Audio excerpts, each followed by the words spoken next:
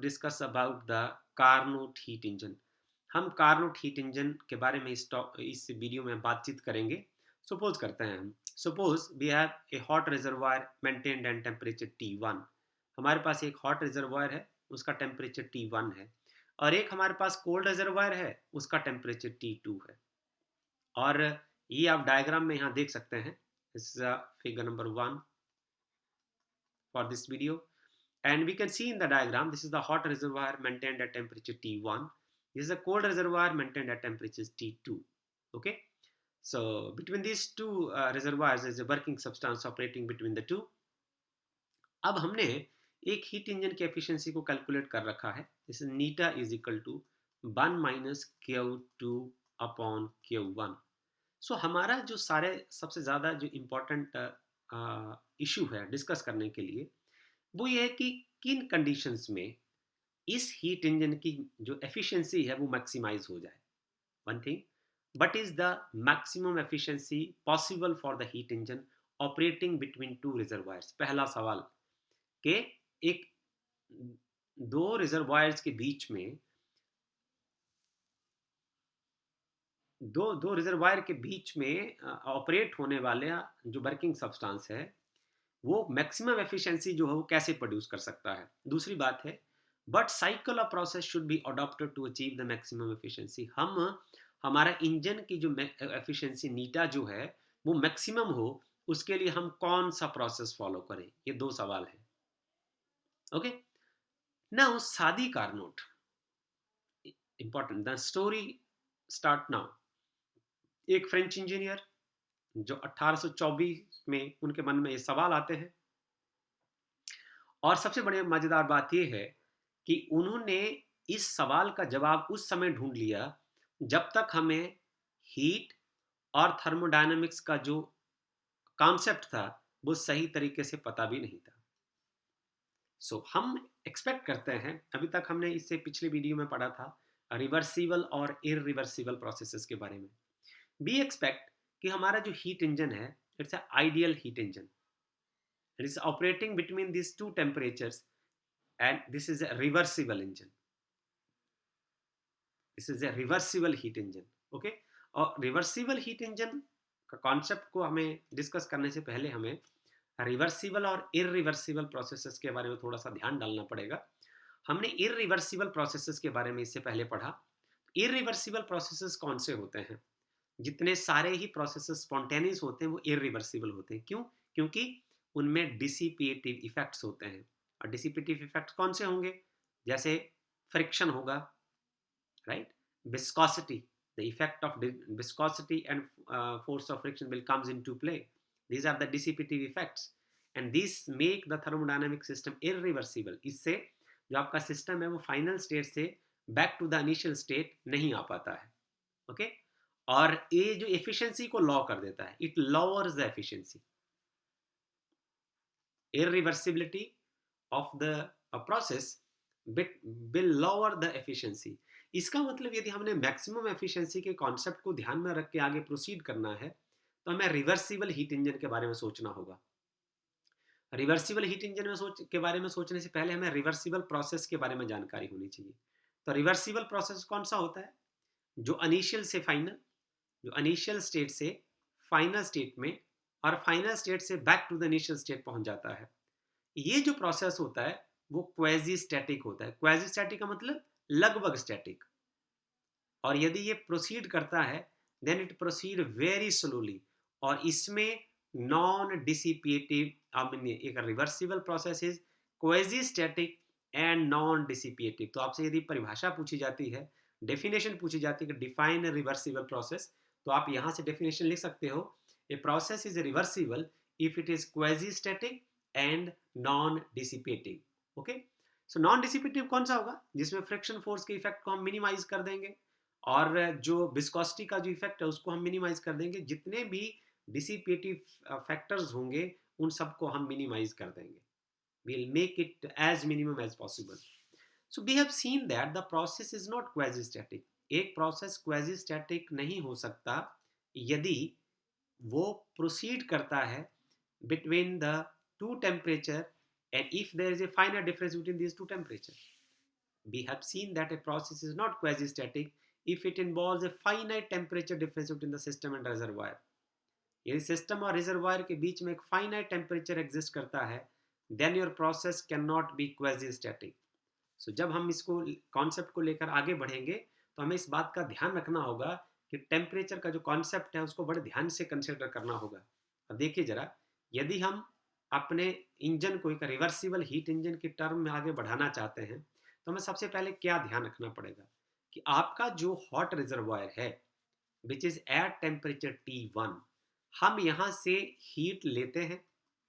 Okay, जब हम इससे हीट लें तो इसकी थर्मल कैपेसिटी इतनी ज़्यादा होनी चाहिए कि यदि हम इससे हीट लेते भी हैं still it will maintain the same temperature T1. मतलब इससे आइसोथर्मली हमने इससे हीट विदड्रॉ करनी है. दूसरी बात, हम सिंकर को जो हीट है ट्रांसफ़र करते हैं तो ये इतना कोल्ड होना चाहिए कि यदि हम इसको हीट ट्रांसफ़र भी करते हैं it still be able to maintain the temperature T2. यदि हम हॉट रिजर्वायर से हीट लें तब भी उसका टेम्परेचर T1 रहे, यदि हम कोल्ड रिजर्वायर को हीट दें तब भी उसका टेम्परेचर T2 रहना चाहिए. Means it must able to maintain its isothermal behaviour. अब हम ये टेक्स्ट पढ़ लेते हैं. This implies that in a reversible heat engine operating between the two temperatures, heat should be absorbed from the hot reservoir isothermally. अब इसका मतलब समझिए कि जब हम हॉट रिजर्वायर से हीट लेंगे तो उसके टेम्परेचर में कोई चेंज नहीं आना चाहिए and release to the cold reservoir isothermally. यदि हम कोल्ड रिजर्वायर को हीट ट्रांसफर करते हैं, सिंकर को हीट ट्रांसफर करते हैं, तब भी उसके टेम्परेचर में कोई फर्क नहीं आना चाहिए. See the possibility of the maximum efficiency of the heat engine. हमने सबसे पहले ये देखा कि इरिवर्सिबल हीट इंजन जो है उसमें डिसिपेटिव इफेक्ट्स होते हैं, उसकी वजह से उसकी एफिशिएंसी लोअर होती है. तो हम एक रिवर्सिबल हीट इंजन की ओर अपना ध्यान केंद्रित करेंगे. तो रिवर्सिबल हीट इंजन में हमने ये देखा कि the state of the system, हम एक सिस्टम में यदि पीवी डायग्राम यदि हम बनाएं तो हम ये देखते हैं कि at point A the state of the system is pressure at P1, volume is V1 and temperature is T1. So here at temperature T1, the system will absorb the heat Q1 from the temperature at temperature T1, right? So this process is isothermal, and then it will reach to the another state. See here in the PV diagram, state B, where the pressure will change from P1 to P2. This is the expansion process. Expansion will takes place. So the volume, now यहाँ देखिए आप, pressure जो है वो decrease हो चुका है. अब बाई एक्सिस में प्रेशर का जो वैल्यू है, you can observe the pressure is going to decrease from A to B while as the volume is increasing, because the term volume is represented along x-axis, so volume is increasing. So this part is expansion, isothermal expansion. This is isothermal expansion. Okay, here pressure is decreasing and volume is increasing and temperature is maintained constant. So this part is then the temperature is constant. This is called isothermal process. So from A to B the conditions are isothermal, right? So at this temperature heat is taken from the hot reservoir and the temperature will remain same because this reservoir has high infinite thermal capacity, so that if some heat is taken from it then it will maintain the same temperature. Okay, so now at point B the further expansion is going to take place. This is once again expansion will happen over here. If you will expand the piston once more, pressure will still decrease. It will go from P2 to P3 and the volume will increase from B2 to B3, but there is a change in temperatures now T1 to T2. So this process is adiabatic process, right? So adiabatic process will comes into play over here. This is called adiabatic expansion. So at point C then it is called isothermal compression will takes place now. This is isothermal compression. Now see what is going to happen over here.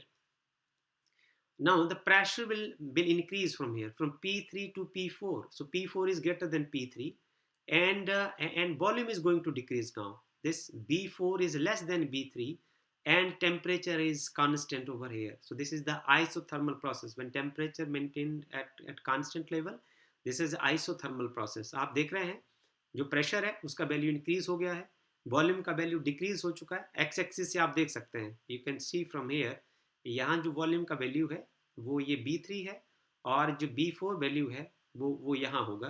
तो आप ये देख सकते हैं कि जो volume जो है वो घट गया है और जो प्रेशर है वो इंक्रीज हो गया है. And temperature is here, देखिए see, temperature is T2 over here, and here the temperature is once again T2. So temperature is not changing. So the process in which there is no change in temperature, this is called isothermal process. So from C to D, this is isothermal compression. Now at point D, D point के ऊपर क्या होगा? D point के ऊपर अब further जो है adiabatic compression will takes place. हम यहाँ C से रिप्रेजेंट कर देते हैं. सिस्टम जो है एडियाबैटिकली कंप्रेस होगा. कंप्रेस होने का मतलब क्या होगा? वॉल्यूम और घट जाएगा, तो प्रेशर और इंक्रीज हो जाएगा. आप देखिए, it the system will go from P4 to P1.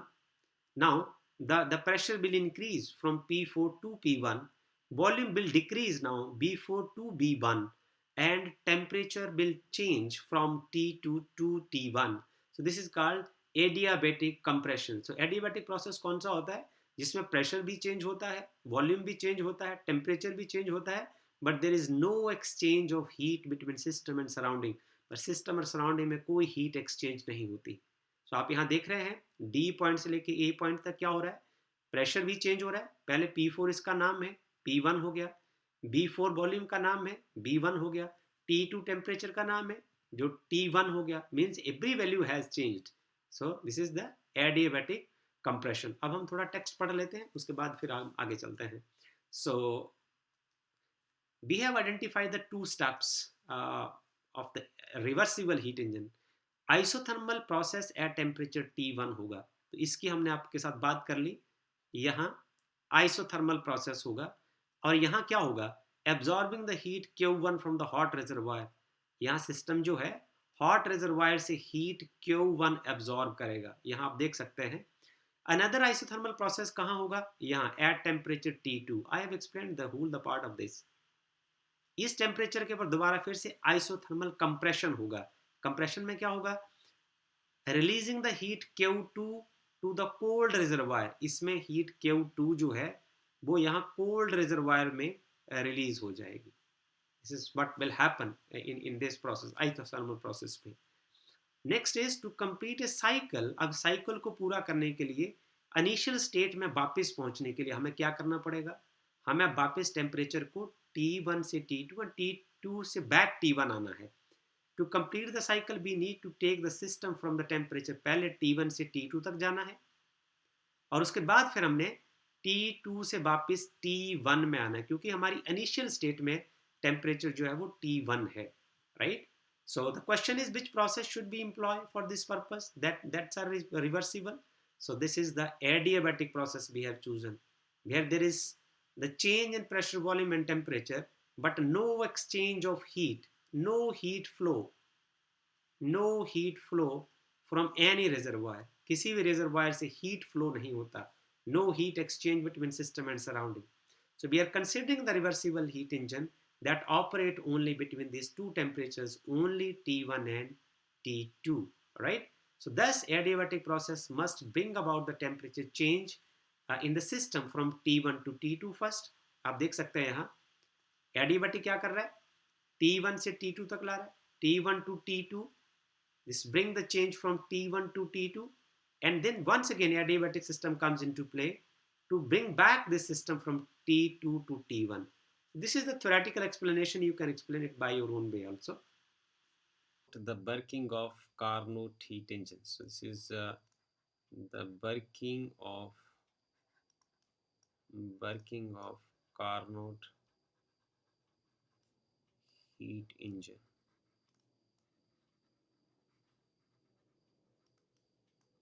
All right. This is the step 1. It is step 1. Step 1. 1, 2, 2. So here you will concentrate. आप यहाँ देखिए, हम चलते हैं सबसे पहले से A to B. तो यहाँ हम लिखते हैं कि हमारे पास जो स्टेट A है, इसको आप ध्यान से देखें. ये जो स्टेप 1 है इसमें होगा isothermal, this is isothermal expansion. Okay, step 1 is the isothermal expansion. So iso means same, thermal means temperature. So here in this case temperature will remain the same, temperature will not change. Expansion means the volume will increase. So two things. अब देखिए, you are going from state A of the system. So state A is represented by the state variable. इस state में जो thermodynamic system है उसका pressure P1 है और जो वॉल्यूम B1 है, टेम्परेचर T1 है। अब ये पार्ट है आइसोथर्मल एक्सपेंशन। आइसोथर्मल एक्सपेंशन का मतलब होगा कि आपका सिस्टम ए से बी पॉइंट तक जाएगा तो उसके स्टेट वेरिएबल तो चेंज होंगे। तो यदि एक्सपैंड होगा तो वॉल्यूम बढ़ेगा, यदि वॉल्यूम बढ़ेगा तो प्रेशर घटेगा। मींस प्रेशर घटेगा, P2 हो जाएगा, वॉल्यूम बढ़ेगा, B2 हो जाएगा। आइसोथर्मल एक्सपेंशन है, this means the temperature will not change, this means temperature will remain the same. अब आप पीवी डायग्राम पर ध्यान से देखें, आप देखें कि जो बाई एक्सिस है ये प्रेशर को रिप्रेजेंट कर रही है और जो एक्स एक्सिस है वो वॉल्यूम को रिप्रेजेंट कर रही है। तो आप यहाँ देखें ए पॉइंट के ऊपर प्रेशर की वैल्यू P1 है, तो बी पॉइंट जो है उसमें प्रेशर की वैल्यू देखिए इस पॉइंट को से रिप्रेजेंट होगी और ये डिक्रीज हो गई है। ए पॉइंट के ऊपर वॉल्यूम की वैल्यू B1 है और ये इस पॉइंट को रिप्रेजेंट करेगी, right, it's along x axis. और B2 जो है this is nearly at this point, this point mark is B1 and this point is B2.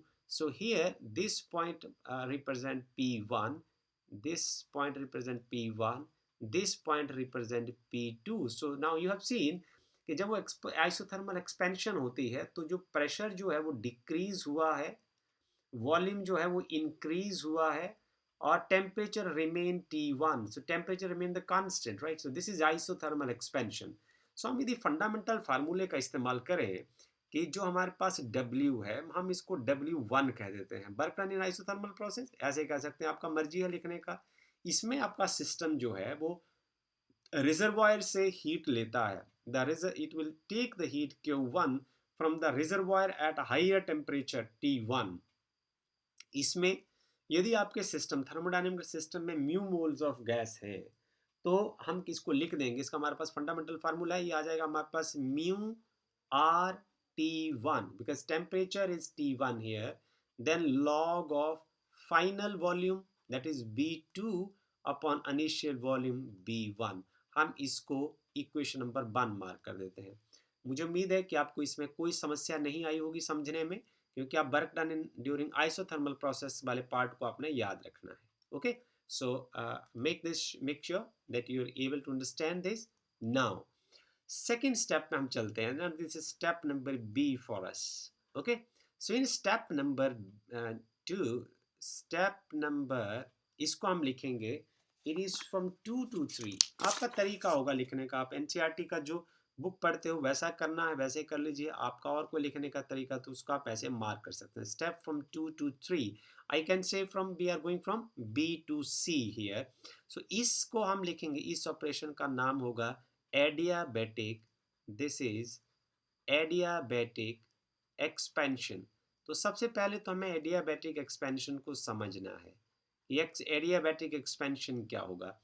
Adiabatic का मतलब आप समझिए कि इसमें क्या होगा कि जब आपका जो सिस्टम है वो स्टेट बी में है, स्टेट बी के ऊपर उसके अपना स्टेट वेरिएबल्स की वैल्यू है P2 और B2 and temperature is T1. So now this system is going from state B to state C. अब इसके जो स्टेट वेरिएबल होंगे वह एडियाबैटिक एक्सपेंशन को यदि फॉलो करेंगे, एडियाबैटिक सिस्टम में क्या होता है, प्रेशर भी चेंज होता है, वॉल्यूम भी चेंज होता है, टेम्परेचर भी चेंज होता है, but no exchange, no heat exchange. या हम लिख देंगे no heat exchange, heat exchange नहीं होगी और सारे वेरिएबल जो हम बदल जाएंगे। तो P2 जो है वो P3 हो जाएगा, B2 जो है वो B3 हो जाएगा, टेम्परेचर जो है वो भी चेंज हो जाएगा, वो T2 हो जाएगा। सवाल ये है कि ये एडियाबैटिक एक्सपेंशन है। एक्सपेंशन का मतलब जब B3 जो है वो B2 से बड़ा होगा। अब आप यहाँ देख लीजिए C वाले पॉइंट पर, यहाँ देखिए this is the point along x axis, it represent B3. so B3 जो है वो B2 से ज़्यादा है. ओके, अब यदि वॉल्यूम और बड़ा है तो जो प्रेशर है वो और घट जाएगा. अब ये देखिए आप P3 जो बाई एक्सिस से रिप्रेजेंट होगा वो होगा P3. so this is, here you see pressure has been decreased from P2 to P3, right? so pressure जो है वो घट चुका है. अब और टेम्परेचर जो है, टेम्परेचर चेंज हुआ है. So this is T1 and this is T2. So adiabatic expansion takes place है from T1 to T2. Okay, so अब हम इसका फंडामेंटल फार्मूला लिखते हैं कि work done during adiabatic expansion, that is a positive work done. So मैं यहाँ इसको ऐसे लिख सकता हूँ, this is work done in adiabatic expansion, or I can write it's from the step 2 to 3, from step 2 to 3, this is equal to, I would like to write this is only the fundamental जो हमारा relation है, mu moles of gas are, this is initial temperature minus final temperature. आपको ये ध्यान रखना, जैसे हम बोल रहे हैं वैसे ही लिखना है, initial temperature minus final temperature over gamma minus 1. so this is the expression, and this is very important expression for us to study about, right? so this is another equation, important equation for us. This is equation number 2. Okay, so now we'll go for the third step, point C. So this step is from 3 to 4. This is very interesting. So now this step represent, this is the isothermal. Now we are going from point C to D. आप यहाँ भी diagram के according लिखिए, C to D, easy to understand. इस process में क्या है, हमारे पास है isothermal, this is isothermal compression. This is isothermal compression. So in both ways, in A and B, there is a work done by the system. And now here, in case of compression, the work done on the system, right? So here in this case, the work done will be negative. Work done जो इसमें negative होगा. सो isothermal को एक बार दोबारा फिर से मुझे बताने की ज़रूरत नहीं, क्योंकि टेम्परेचर नहीं बदलेगा. आप देखिए, अब C से D तक आएंगे, T2 will remain T2, and this is the compression. Compression means the volume will decrease. So आप देखिए, जो B4 वाला पॉइंट है, this point represent B4, this point represent B4. So B3 is here and B4 is here. And now this x-axis represent that the volume has been decreased. और यदि volume decrease हो चुका है तो जब volume घटता है तो प्रेशर इंक्रीज हो जाता है. सो पहले प्रेशर था हमारे पास P3, और D पॉइंट्स में आप प्रेशर यदि लोकेट करना चाहते हो तो आप बाई एक्सिस में देखें, this point represent the pressure P4. So pressure is now increased from P3 to P4. Okay, so this represent the isothermal compression. इसके लिए हम फंडामेंटल फार्मूला दोबारा फिर से लिख सकते हैं, पर here the work done will be negative. तो हम पहले लिखते हैं, हमारा हम फंडामेंटल फार्मूला लिख लेते हैं, work done in isothermal compression. Now isothermal compression में क्या होगा, work done will be negative, और हम पहले फंडामेंटल तरीके से लिखते हैं mu R. Now here our temperature is T2, पहले T2 लिखें, फिर हम लिखते हैं लॉग, फिर हम लिखते हैं final minus final volume minus initial volume. इसको मैं लिखूंगा, this is final volume is V4 and initial volume was V3. तो यदि मैं माइनस को आगे ले जाऊं, इसको ऑपरेट करूं, ये मैथमेटिक्स आ गया, mu R T2 and this is log of, this is B4 upon B3 power -1. So इसको आप पॉजिटिव लिखना चाहते हैं तो आप इसको ऐसे लिख सकते हैं, work done in isothermal compression. So this is from 3 to 4. So this could be written as now positive, इसको आप पावर को पॉजिटिव लिख दीजिए, mu R T2 and this is log of B3 upon B4. So it could be written like this, right? So this is another equation for us to note down. So I will mark this as equation number 3. I hope that you will find it so simple to discuss. Now we'll go for, so this is step number 4. It's I think you must write it like this: 4 to 1. So this is 4 to 1, right? So this is what this is adiabatic. It is adiabatic compression. I would like to write it as adiabatic. This is adiabatic compression. Okay, so here we'll go from the state D to A. Okay, so now in state D, we have the address of the state variable is P4, and this is B4, and temperature is T2. So now you are going to state A. So from D you are going to state A, following the adiabatic compression. So adiabatic में आपको फिर ध्यान देना है, I am going to revise it, कि आपका pressure भी change होगा, वॉल्यूम भी चेंज होगा, टेम्परेचर भी चेंज होगा, and you are going back to the initial state. This means it is very much clear कि इनिशियल स्टेट में ऑलरेडी टेम्परेचर T1 है, वॉल्यूम जो है वो B1 है, और प्रेशर जो है वो P1 है. So three of these are changing. सवाल ये है, कंप्रेशन है. कंप्रेशर इसका मतलब है कि जो वॉल्यूम है वो और डिक्रीज हो जाएगा. आप ये देखिए, वॉल्यूम जो है अब B1 हो गया है. आप यहाँ मार्क करते हैं, हम स्टेट वेरिएबल्स क्या होंगे, वो होगा P1 और B1, and then temperature is T1. So all this three are changing, तीनों ही बदल चुके हैं. और यदि कंप्रेशन हुआ है, इसका मतलब वॉल्यूम डिक्रीज हुआ है. अब B1 का वैल्यू देख लीजिए, this marked point represent B1 and this marked point represent B4. आप देखें साफ कि आपको ये एक्स एक्सिस बता रही है कि वॉल्यूम जो है वो और डिक्रीज हुआ, कंप्रेशन को शो कर रहा है. और जो प्रेशर है यहाँ, वो है यहाँ, ये पॉइंट दिखा रहा है P4 और ये पॉइंट दिखा रहा है P1. आप ये देख रहे हैं कि प्रेशर जो इंक्रीज हुआ है, और टेम्परेचर T2 है यहाँ, और यहाँ T1 है. सो एडियाबैटिक का expansion and compression takes place from temperature T1 to T2, and adiabatic compression takes place from T2 to T1 once again. Okay, so this is all about this. Here the heat release, here heat is released, so it is the work done on the system. So work done on the system is negative in this case.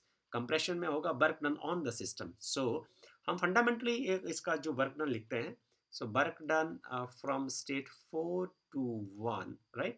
So this work done will be negative. So इसको हम लिखते हैं negative, और हम fundamental formula लिख देते हैं. सबसे पहले हमारे पास होता है mu r, and this is, अब ध्यान देना आपने, initial temperature minus final temperature. तो इनिशियल टेम्परेचर यहाँ T2 और फाइनल टेम्परेचर यहाँ T1, और ये रहेगा गामा -1. ये ध्यान देना है आपने. ओके, जो हम फंडामेंटल फार्मूला लिखते हैं वो हमारा होता है mu R, initial temperature minus final temperature over gamma -1. तो कंप्रेशन के केस में आपका इनिशियल टेम्परेचर यहाँ देखिए, यहाँ T2 है, और फाइनल टेम्परेचर जो है वो यहाँ T1 है. इसको हम लिख देंगे. अब माइनस को अंदर ले जाइए, you will find that it is mu R and T1 minus T2 over gamma -1. So this is the formula, we must note it down. इसको हमें नोट करने की ज़रूरत है. and this is now equation number 4. I think you find all these expressions very simple to understand. Now total work done by the gas in one complete cycle. So we go for the total work done. Total work done by gas in one complete cycle. One complete cycle. Total work done by the gas in one complete cycle is W. Okay, work done from state 1 to 2 plus work done from state 2 to 3 plus work done from state 3 to 4 and plus work done from state 4 back to 1, because it is a cyclic process, right? So this work done is negative. So you can write minus of this, and this work done is also negative. So you can write minus of this. So now see here, from equation 2 and 4, both of these are equal. So ये cancel out हो जाएंगे. So we are left with the W is equal to W1, that is 1 to 2, and ये आप पहली और तीसरी equation से ले सकते हैं, mu time R T one, this is log of b2 over b1 minus mu time r t2 log of this is v3 upon v4, right? So I hope that you understood this well. आपको ये अच्छे तरीके से और आसानी से समझ आ गया होगा. This is equation number 5 now. This is what equation number 5 is. So now हमारा जो मेन ऑब्जेक्टिव है कार्नोट हीट इंजन का, तो मैक्सिमम एफिशिएंसी कैसे निकाली जा सकती है इसको हम कैलकुलेट करने की कोशिश करेंगे. The efficiency Neeta of the Carnot heat engine is the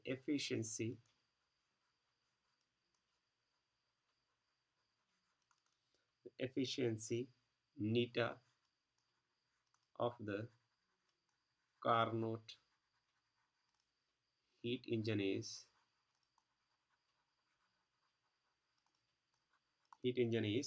this neta is आपको इनपुट, इस आप याद रखें कि जो एफिशिएंसी होती है ना वो होती है आउटपुट ओवर इनपुट. तो इनपुट है जो heat is taken from the hot reservoir at temperature T1 और वर्क कितना करता है आपका इंजन. तो इसको हम पहले ऑलरेडी निकाल चुके हैं. This is 1 minus Q2 heat rejected upon heat taken, right.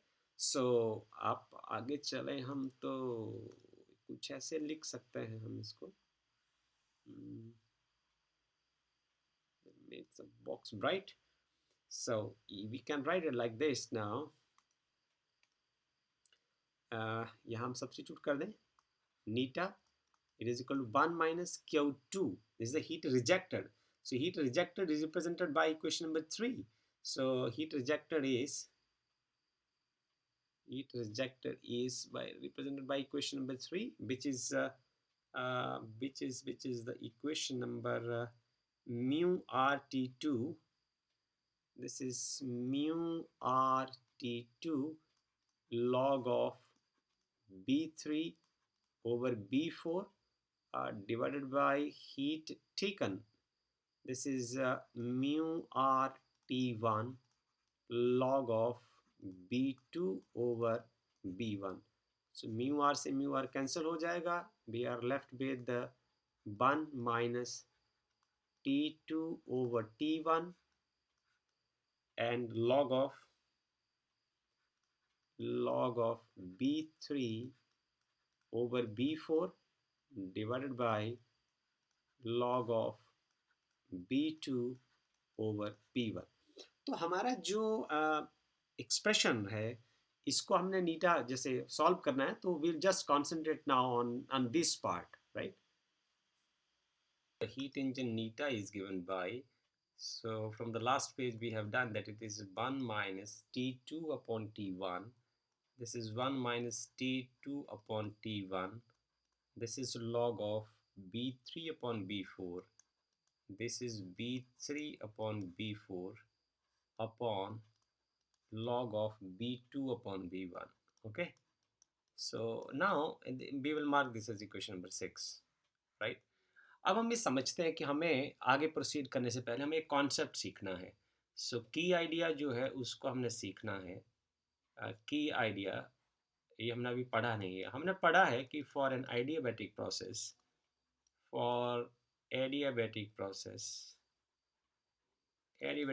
का जो मैथमेटिकल डेफिनेशन है उसको हम जानते हैं कि जो पी बी गामा का जो आंसर है वो कांस्टेंट आएगा. मीन्स पी हम यूँ ऐसे लिख देते हैं, पी बी गामा का जो आंसर है वो कांस्टेंट आता है, राइट. हम इसको थोड़ा मॉडिफाई करने की कोशिश करते हैं और यही हमें यहाँ काम आएगा. हम जानते हैं, we know that for 1 mole of gas हम जानते हैं कि हम लिख सकते हैं P B is equal to R T. Okay, so इसको हम आगे लिख सकते हैं कि जो पी बी है, P no P is equal to, आप इसको लिख सकते हैं R T upon V, right. So इसको हम इक्वेशन नंबर 7 कह दें और इसको हम इक्वेशन नंबर 8 कह दें. From equation 7 and 8, from equation number 7 and equation number 8. 7, 8 और 8 से आप ऐसा लिख सकते हैं कि P की जगह आप लिख दीजिए this is R T upon V into V की पावर गामा, ये कांस्टेंट होना चाहिए। ऐसे लिख देते हैं, इसका फॉर्म चेंज हो जाएगा। तो इसको मैं ऐसे लिख दूं कि आ जाएगा R, this is R T V का पावर गामा, वी का पावर गामा -1, ये कांस्टेंट आना चाहिए। ओके, अब यदि हम इसको दो स्टेट पर अप्लाई करें तो हम इसको लिखेंगे कि आर तो गैस कांस्टेंट है, ये आ जाएगा T1 B1 gamma -1, it is equal to R, और यूं ऐसे लिख देते हैं इसको, आर जो है वो अपने आप में गैस कांस्टेंट है, इसका मतलब इसको परे ले जाइए, कांस्टेंट डिवाइड बाय कांस्टेंट तो कांस्टेंट ही आएगा, तो इसको हम ऐसे लिख दें T V gamma -1 is constant. अब हम आगे प्रोसीड करते हैं, ये हमारे पास हो गया इक्वेशन नंबर 7। अब हम equation 7 8, this is equation number 9। अब हम यूज करते हैं using equation number 9, using equation number 9 at point B and C, at point B and C, B और C पॉइंट पर आप इस कॉन्सेप्ट को इस्तेमाल करिए।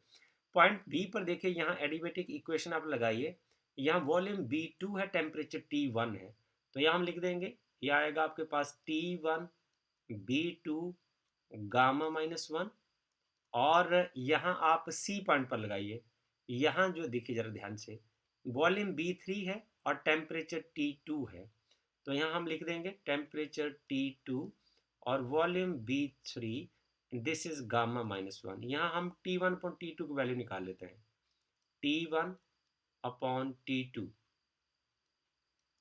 T1 अपॉन T2 इज ये आ जाएगा हमारे पास B3 अपॉन V2 की पावर आ जाएगी gamma -1। This is very important relation for us, इसको आप इक्वेशन नंबर 10 रख लीजिए, दिस इज इक्वेशन नंबर 10। सो हम एक का बॉक्स और क्रिएट कर लेते हैं, right. In the next box we'll go for now at point D and A, using adiabatic equation। अब हम adiabatic equation को using adiabatic equation at point D and A, D and A। so D point के ऊपर क्या है आप देखिए, जो वॉल्यूम है वो B4 है और जो टेम्परेचर है वो T2 है, और A पॉइंट के ऊपर क्या है, वॉल्यूम B1 है और टेम्परेचर T1 है। लगाइए जरा यहाँ, सो आप यहाँ से चलिए, ये देखिए इस इक्वेशन को from equation number 9, using equation number 9, यहाँ 9 इक्वेशन में भर दीजिए। एट पॉइंट डी क्या होगा, जो टेम्परेचर है वो T2 है, टेम्परेचर जो है वो T2 है यहाँ देखिए, और जो वॉल्यूम है वो B4 है, B4 गामा -1, और ए पॉइंट पर देखिए टेम्परेचर T1 है और वॉल्यूम B1 है, पावर गामा -1। यहाँ से फिर आप T1 अपॉन T2 की वैल्यू निकालिए, आपके पास हो जाएगा T1 अपॉन T2। आप T2 को इधर लेके गए तो B1 को इधर लेके आए, आपके पास आ जाएगा B4 अपॉन B1 की power gamma -1। Okay, so this is now equation number 11, this is equation number 11। इसको आप स्क्वायर कर लीजिए, this is equation number 11 now। So from equation 10 and 11, from equation number 10 and equation number 11, from equation number 10 and 11 आप देखिए यहाँ ये बताती है इक्वेशन कि T1 अपॉन T2 जो है वो B4 अपॉन V1 की पावर गामा -1 है। यहाँ ये इक्वेशन बताती है T1 अपॉन T2 जो है वो B3 अपॉन B2 गामा -1 है। तो यदि इसका लेफ्ट हैंड साइड सेम है तो राइट हैंड साइड भी सेम होगा, तो मैं ये कह सकता हूँ कि यहाँ मैं लिख सकता हूँ B3 अपॉन B2 का जो पावर है gamma minus one is equal to, यहाँ लिख सकते हैं आप B4/B1 का power gamma minus one. So if their powers are equal and then base has to be equal for these equations to be equal, तो मैं ये लिख सकता हूँ कि जो B3/B2 is equal to B4/B1. So आप क्रॉस करके ले जाइए. So you can write it down in this way. अब आपका लिए सिर्फ एक मैथमेटिक्स बचा है करने के लिए, तो आप इस मैथमेटिक्स में इसको ऐसे लिख सकते हैं कि इसका मतलब ये हुआ कि जो B3, this means that B3/B4 is equal to B2/B1. This is very important. इसका मतलब जो B3/B4 की जो रेशो है इस B2/B1 के बराबर है. So you can mark this as equation number 12. Okay, so we have to use this result in equation number 6. Now using equation number 12 in equation number 6. अब equation number 6 में आप B3/B4 की जगह B2/B1 पुट कर दीजिए. यहाँ चलिए, so आपके पास जो नीटा आ जाएगा, एफिशिएंसी आ जाएगी, वो आ जाएगी 1 माइनस T2/T1 log ऑफ. अब B3/B4 की जगह आप लिख दीजिए B2/B1 upon log of B2/B1. इसके साथ एक कैंसिल हो जाएगा and you are left with the efficiency of Carnot heat engine is 1 minus T2/T1. ये हमारा required result है. This is our required result, right? अब बड़ी मजेदार बात है, हमारे पास जो efficiency of Carnot heat engine है वो 1 minus T2/T1 आ गई. अब हम इसको डिस्कस करना चाहते हैं. We have already seen that the Carnot heat engine is a reversible engine. हमने अभी ये देखा है कि efficiency सिर्फ तभी मैक्सिमम होगी यदि हम इसको कंसिडर करेंगे कार्नोट हीट इंजन एक रिवर्सिबल हीट इंजन है, क्योंकि इसमें डिसिपेटिव फोर्सेस का इफेक्ट नहीं हम कंसिडर करते, नॉन डिसिपेटिव इफेक्ट और क्वाजी स्टैटिक हम इसको कंसिडर करते हैं. So indeed it has only the it is only the reversible engine possible that works between the two reservoir at different temperatures. So each step of the Carnot cycle जो इस figure में हमने बनाया है ये सारा रिवर्स हो सकता है. हमने क्या देखा, देखिए इसमें अब क्या पॉसिबल है, हीट इंजन, और यहाँ देखिए ये हमारे पास ये रहा हॉट रिजर्वायर और ये रहा cold reservoir at temperature T2 और ये रहा वर्किंग सब्सटेंस, राइट. अब इसमें मजेदार बात समझिए, ये है hot reservoir at temperature T1 और it is T2 and work is done by the system. अब आप क्या कर सकते हैं इसमें, क्योंकि ये रिवर्सिबल हीट इंजन है, रिवर्सिबल हीट इंजन होगा तो इसमें हम क्या करेंगे, हमने अभी तक पढ़ा, हमने इस प्रोसेस में पढ़ा था, हमने Q1 से हीट लिया और यहाँ हमारे पास वर्किंग सब्सटेंस है, सिस्टम ने काम किया सराउंडिंग के ऊपर, ओके, और जो Q2 हीट है वो सिंकर में चलेगी. आप इसको रिवर्स कर सकते हैं. रिवर्स करने का मतलब you will now take the heat from the cold reservoir at temperature T2, Q2 heat आप लेंगे, okay, then what will happen, now you will perform work done on the system. अब आप सिस्टम के ऊपर काम करेंगे and reject the heat Q1 to the hot reservoir. आप hot reservoir के ऊपर जो हीट है वो ट्रांसफर कर सकते हैं while performing work done on the system. Okay, this is all because of the second law of thermodynamics, right? So this will be the reversible refrigerator. ये reversible refrigerator का काम कर जाएगा. So this is very interesting aspect of this Carnot heat engine. We have discussed it, tried to discuss it in a best way from my side. If you do have any question, objection, you can write in the comment box. Thank you.